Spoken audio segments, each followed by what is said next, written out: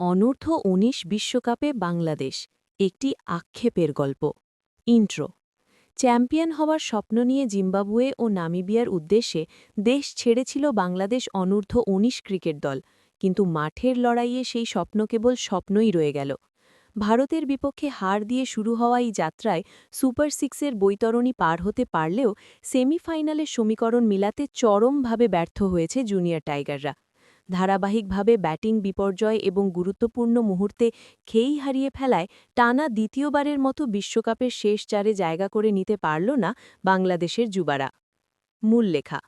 প্রতিবেদনের তথ্যমতে বাংলাদেশের এই পতনের শুরুটা ছিল ভারতের বিপক্ষে প্রথম ম্যাচে। জয়ের একেবারে হ্যান্ডশেক দূরত্বে থেকেও মাত্র ২২ রানে শেষ ৭ উইকেট হারিয়ে অবিশ্বাস্য এক পরাজয় বরণ করে নেয় দল। এরপর নিউজিল্যান্ডের বিপক্ষে ম্যাচটি বৃষ্টির কারণে পরিত্যক্ত হওয়ায় পয়েন্ট ভাগাভাগি করতে হয়, যা সেমিফাইনালে দৌড়ে বড় ধাক্কা হয়ে দাঁড়ায়। যদিও যুক্তরাষ্ট্রের বিপক্ষে সহজ জয় দিয়ে তারা ঘুরে দাঁড়ানোর চেষ্টা করেছিল, কিন্তু অদ্ভুত পয়েন্ট বহন পদ্ধতির কারণে সেই জয় সেমিতে ওঠার পথে কোনো বাড়তি সুবিধা এনে দেয়নি। ইংল্যান্ডের বিপক্ষে মহা গুরুত্বপূর্ণ ম্যাচেও দেখা গেছে সেই একই চিত্র। টপ অর্ডারের ব্যর্থতা এবং তাসের ঘরের মতো ভেঙে পড়া ব্যাটিং লাইন আপ। মাত্র ১৩৬ রানে গুটিয়ে গিয়ে বাংলাদেশকে উপহার দিতে হয়েছে হার।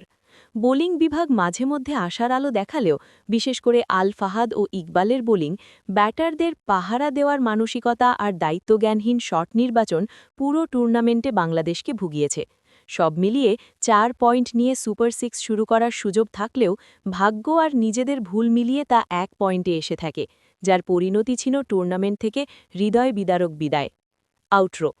ক্রিকেটে হার জিত থাকবেই, কিন্তু লড়াই করার মানসিকতা আর ভুল থেকে শিক্ষা নেওয়াটাই আসল। দ্বিপাক্ষিক সিরিজে দারুণ জয়ের রেকর্ড থাকলেও বিশ্বকাপের মতো বড় মঞ্চে গিয়ে কেন বাংলাদেশের যুবারা বারবার খেই হারিয়ে ফেলছে, তা এখন বড় প্রশ্ন। এই স্বপ্নভঙ্গ কেবল একটি পরাজয় নয়, বরং এটি ভবিষ্যতের জন্য একটি সতর্কবার্তা। এই ব্যর্থতাকে পেছনে ফেলে নতুন উদ্যমে নিজেদের তৈরি করতে না পারলে জাতীয় দলের পাইপলাইনেও এর নেতিবাচক প্রভাব পড়তে পারে।